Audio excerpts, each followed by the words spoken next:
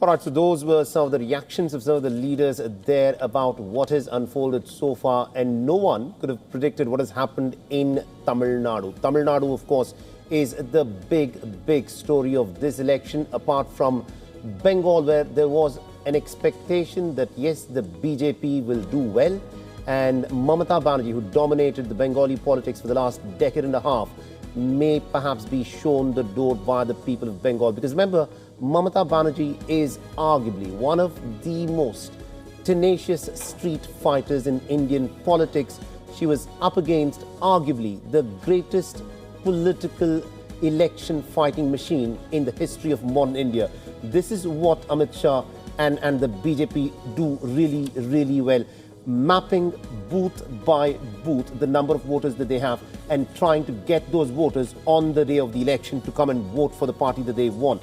Did the BJP win the election in Bengal? Because remember, these numbers, it's difficult to see as to how they can now be overturned, although they are still at this moment leads and trends. But the BJP is ahead in 183 seats, a little shy of the two-thirds majority.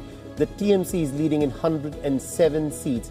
Mamata Banerjee this time round, she is facing her one-time protege and confidant Suvedu Adhikari, but she's managing to beat him in Bhawanipur. She's at this moment leading in that seat. And Saleh, we have a big development that has just come in, and as far as the trends are concerned, the BJP has crossed the majority mark in West Bengal. These are trends, and in these trends, BJP has crossed that majority mark. So in one symbolic move, it has been achieved in the trends that the BJP has crossed that major milestone. Now, according to the latest figures on the Election Commission of India website, the BJP is currently leading in 156 seats. And this is as counting continues. TMC is leading in 84 seats, and that is the number so far. Trends are for about little over 230 seats out of 294 total seats. No, I'll repeat that. 243 seats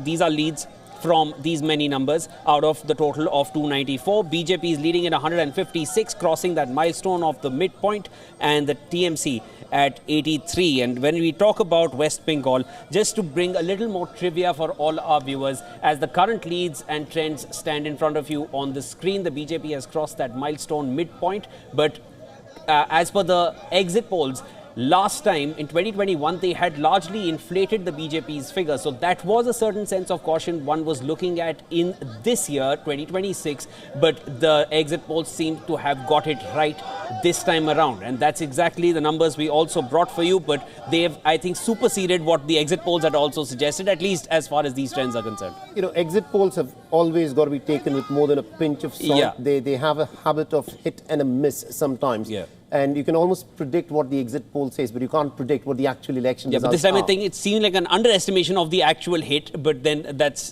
definitely going in the BJP's favor. Along in predicted lines, because this was something that was expected, considering that Mamata Banerjee has been in charge of the state for the last 15 years.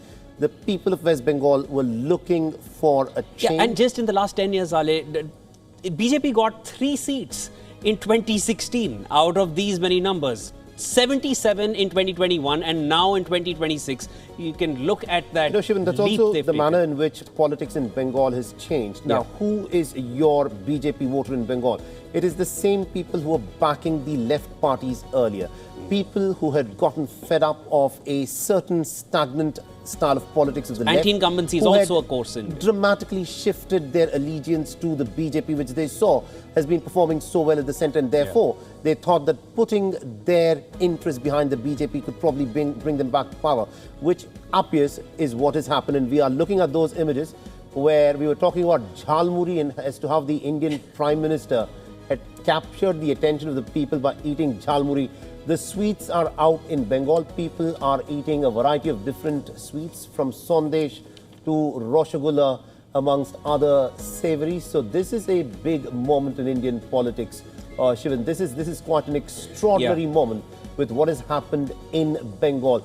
Arguably one of the most charismatic leaders of our times, is looking at a harsh reality that the people of India probably want change, and she is not the person that the people of Bengal want to go ahead for the next 5 years. And she's been in power since 2011. It's been 15 years that West Bengal has had the same chief minister, and there is an elite group of ministers who've had 4 terms in office, and as per these trends, Mamata Banerjee is not one to have 4 consecutive terms. But we're not going to call it yet. These are trends, but the trends are suggesting, and as per the number of seats that are being studied at this point, 248 out of these number of seats, the BJP is leading in 164. They're past that midpoint. The TMC is at 81. A total number of seats are 294. These are leads and trends. But as the day is progressing, we're now nearly 3 hours. We're nearly 4 hours into counting, and the numbers only seem to be solidifying. That overall direction seems to be the same. And this, I think, in a matter of about another hour, Saleh, I think we can kind of start calling it. But let's quickly shift focus to Tamil Nadu. Is it too early to say Chief Minister Vijay? It is not too early to say at all, because remember, the counting of the votes has been on for 3 hours and 51 minutes. The time is 11:51:52 now. And the fact that TVK, the party of Vijay, has managed to stick on with its lead after so many rounds of counting, because the counting of votes with EVM machines happens really, really quickly. There are about 18 to 20 rounds of counting that have to happen, but they are gone through really, really quickly. By 1:30, 2 o'clock in the afternoon, you'll have much more clear picture. But at this moment, the fact that Vijay has managed to hold on to a lead with 109 seats that look to be in his kitty is quite an achievement in itself. Also, Saleh, and we have to, we have to bring this to light. There was a tragedy which took place in a stampede. 41 people died, including children died in that stampede.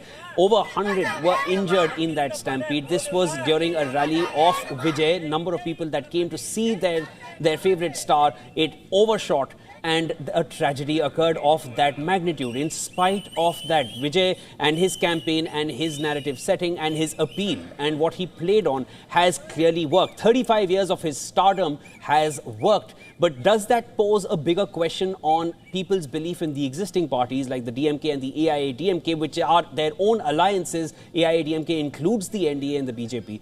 And people are still going with someone who has no political background, because that is now, for today, these numbers look spectacular, but for the future, for the next 5 years, there is no political experience there. This is exactly the point that I'd been making earlier as well. Yes, you've had these film superstars who've come and become chief ministers, but of late, the trend had been different. There have been other stars like Kamala Hassan who tried to test the political waters.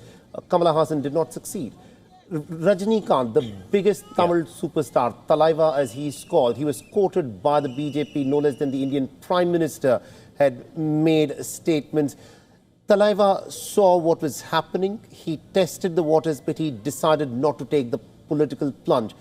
The last Tamil superstar who took the plunge in politics did not really succeed to become the chief minister. That is Vijay Kant, who sat out in the opposition benches for quite a few years when J. Jayalalitha was the chief minister. And the fact that Vijay, who is now in pole position to be the chief minister, because it is difficult not to see him becoming the chief minister, looking at the way the numbers have now been stacked, 108, 109 seats where he's leading. He just needs another 10 seats to cross the magic mark. This is quite extraordinary, and we have to wait and watch as to how the Tamil people will see his performance, because they are riding on a certain hope, on what he has promised. He is politically an untested individual. And also remember, given the fact that there is talk of delimitation that can happen, these are some testing times. This is a moment when politics is in flux, and you need to see as to how Vijay actually performs in the eyes of the people. Because the Tamil people are very clear with what they want. They have seen the DMK. But they will need delivery on that too, and that's essentially where that question arises, that Vijay, as far as today's numbers are concerned, it's a landslide. It's seeming like that. No one expected, barring one exit poll, they did not expect Vijay to get these kind of numbers or TVK to get these kind of numbers. His star power has played out, but does that translate to political... To be fair, not even Vijay would have expected these numbers. On the face of it, he would have been very confident that yes, he'll go on and win the election. But if you had asked him in the middle of the night, yesterday night, what do you think tomorrow's number would be? He would have been happy if he had been the kingmaker.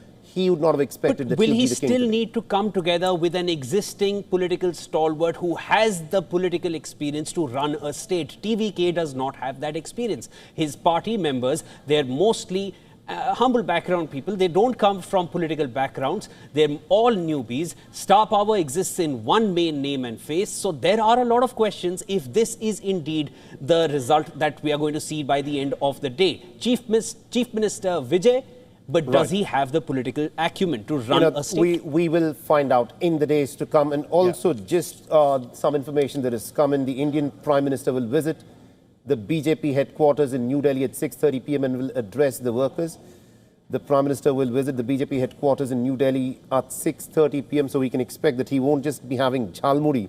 You can also expect the BJP workers today to have some sondesh as well. And some chest thumping, which is going to go along with that. Given the performance the BJP has put out in Bengal, the citadel that had not fallen has now been taken over by the BJP. Mamata Banerjee, one of the most charismatic leaders of our times, it appears will end up coming second by a long margin. Will slip and into... It's been 10 years in the making that BJP has got to this point. By the end of the day, we'll know whether those 10 years have really they've really resulted in what these trends are now suggesting. This is also what is interesting, Shivan, is the fact that the BJP was able to win an election in Bengal using the castaways from the TMC. They don't have their own leaders in the ground there. We'll slip into a short break. More updates will come on the other side. Stay tuned to WION.